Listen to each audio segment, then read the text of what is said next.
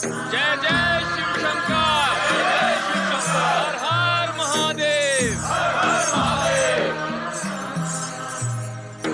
नंदी, देवी पार्वती कहाँ है? वे अपने कक्ष में हैं। यदि आप आज्ञा दें तो उनसे यहाँ आने की प्रार्थना करूं?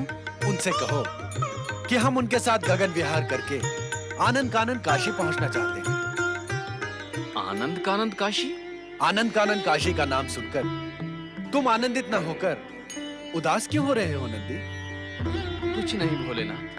तुम्हारी इस कुछ नहीं में भी बहुत कुछ है। तुम इसलिए चिंतित हो रहे हो कि एक बार कैलाश से प्रयाण करने के पश्चात हम दोनों कब लौटेंगे तुम्हें इस बात का ज्ञात नहीं। ये सत्य है प्रभु, आप आनंद कानंद काशी जाकर शीघ्र ही कैलाश लौट आएंगे ना?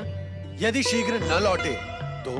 भोलेनाथ, आपके वियोग में हम अनाथों की भांति चिंतित और व्यग्र रहते हैं। कृपा करके आप शीघ्र लौट आएं। हाँ प्रभु, आप शीघ्र ही लौट आएं। हम तुम्हें शीघ्र लौट आने का वचन कैसे दे सकते हैं? शीघ्र लौटना न लौटना तो देवी पार्वती की इच्छा पर निर्भर है। नंदी, तुम देवी पार्वती से प्रार्थना करो कि वो शीघ्र लौट आए। यदि उनकी इच्छा होगी तो हम भी उनके साथ शीघ्र लौट आएंगे। जैसी आपकी आज्ञा प्रभु।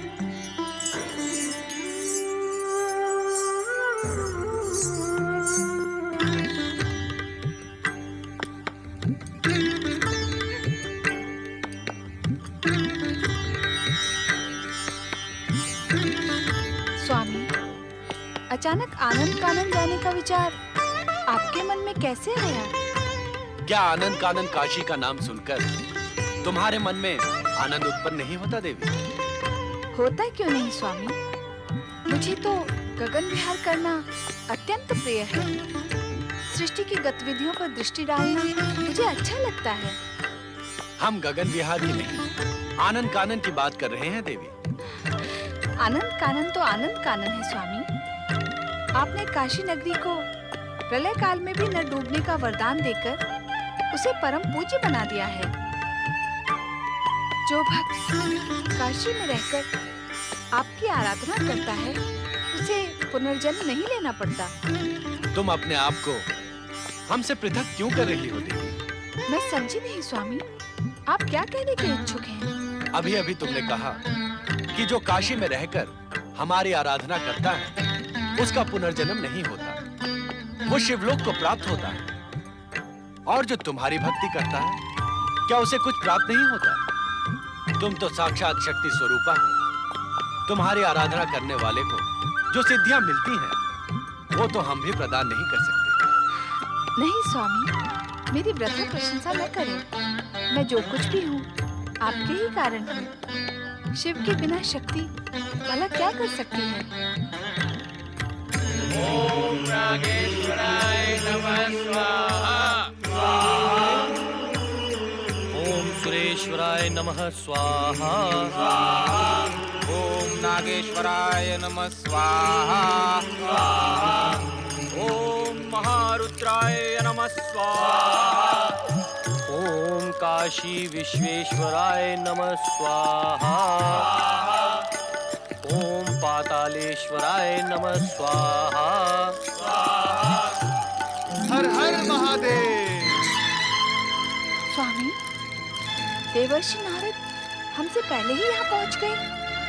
क्या आपने उन्हें बताया था कि हम यहाँ पहुँचने वाले हैं? कदापि नहीं देवी। लंबे समय से हमारी नारद से भेंट ही नहीं हुई। हम ये जानने के इच्छुक हैं कि नारद यहाँ किस उद्देश्य से पहुंचे हैं। यदि हम वहाँ पहुँचेंगे तो उनका ध्यान बढ़ जाएगा और वो जो कहने के इच्छुक हैं नहीं कह पाएंगे। तुम सत्य कह रही हो देवी। हमारा वहाँ अदृश्य होकर पहुंचना ही उचित होगा।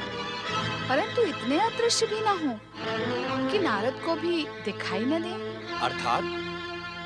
अर्थात तुम ये कहने के इच्छुक हो कि हम केवल नारद को दिखाई दें, यज्ञकर्ता ब्राह्मणों को नहीं। और नारद को भी हम तभी दिखाई दें जब उनकी बात पूरी हो जाए। पता तो चले कि नारद इन ब्राह्मणों से क्या कहने के लिए इच्छुक हैं। जैसी तुम्हारी इच्छा। नमः शिवाय। देवर्षि,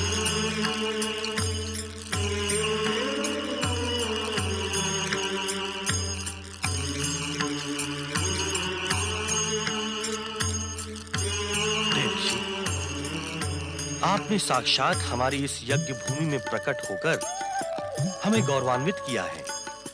आपके आगमन से हमारी ये यज्ञ भूमि पावन हुई। बोलो देवर्षि नारद की। नहीं नहीं ब्राह्मण देवता, मैं इस यज्ञ भूमि में अपनी जय जयकार का अधिकारी नहीं हूँ। देवर्षि, आप तो ब्रह्मा जी के मानस पुत्र हैं, सप्त ऋषियों के समान हमारे पूज्य हैं। यदि हम आपकी जय जयकार नहीं करेंगे तो हमारे मन का उत्साह कैसे व्यक्त होगा? ब्राह्मण देवता, जय जयकार करें जगदीश्वर भगवान भोलेनाथ की, जगत के रचयिता परमपिता ब्रह्मा जी की और जगत के पालनहार भगवान श्री हरि विष्णु की।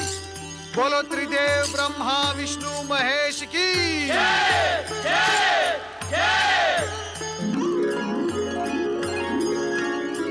ब्राह्मण देवता, आप परम पावन आनंद कानन काशी के यज्ञकर्ता ब्राह्मण हैं। आपके द्वारा किए गए यज्ञों के कारण सुवृष्टि होती है, चारों ओर सुख समृद्धि का वास रहता है।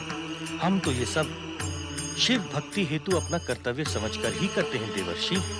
ये मैं भली भांति जानता हूँ ब्राह्मण देवता, परंतु इस समय मैं आपके पास एक विशेष संदेश लेकर आया हूँ। आप हमारे लिए विशेष संदेश लेकर आए हैं देवर्षि। किसका संदेश देवर्षि? स्वयं परमपिता ब्रह्मदेव का। ये संदेश सुनने के लिए हम अत्यंत उत्सुक हैं देवर्षि, कृपा कर सुनाइए। ये संदेश सुखकारी नहीं है। ये संदेश सुनाते हुए स्वयं मुझे भी संकोच हो रहा है। संकोच ना करें देवर्षि, हम आपके श्रीमुख से कैसा भी गंभीर संदेश सुनने के लिए प्रस्तुत हैं। शीघ्र ही आप पर घोर संकट आने वाला है ब्राह्मण देवताओं, इसीलिए आपको सावधान रहने की आवश्यकता है। कैसा संकट देवर्षि? ये संकट शक्तिशाली असुर के अत्याचारों के रूप में भी आ सकता है, परंतु आप यज्ञेश्वर भगवान भोलेनाथ की आराधना में लीन रहें। ये आनंद कानन काशी भगवान भोलेनाथ और माता पार्वती का प्रिय क्षेत्र है। यहाँ निवास करने वालों की और यहाँ रहकर भगवान भोलेनाथ की आराधना करने वालों की वे सदा रक्षा करते हैं। शिव आराधना तो हमारा परम धर्म है देवर्षि, उसे हम भला कैसे छोड़ सकते हैं? मैं एक और रहस्य की बात बताने यहाँ आया हूँ। परमपिता ब्रह्मा जी ने यह भी बताया है कि जो असुर आप पर अत्याचार करेगा उसका वध भगवान भोलेनाथ के हाथों ही होगा। इसलिए आप यज्ञ और भगवान भोलेनाथ की आराधना निश्चिंत होकर करते रहें। बस यही संदेश देने के लिए मैं यहाँ आया था। देवर्षि, ये संदेश आपने हमसे क्यों छुपाया? प्रणाम भोलेनाथ। प्रणाम माता भोलेनाथ। कोई भी रहस्य आपके लिए रहस्य रहता ही नहीं। मैं तो केवल। क्या आप हमें विवश करने के इच्छुक हैं कि गजासुर का वध हम करें? आप जानते हैं कि जब तक कोई असुर अत्याचारों की चरम सीमा लांघ नहीं जाता, तब तक हम उसका वध नहीं करते। और यहाँ तो इस समय केवल उसके अत्याचारों की बात ही हो रही है।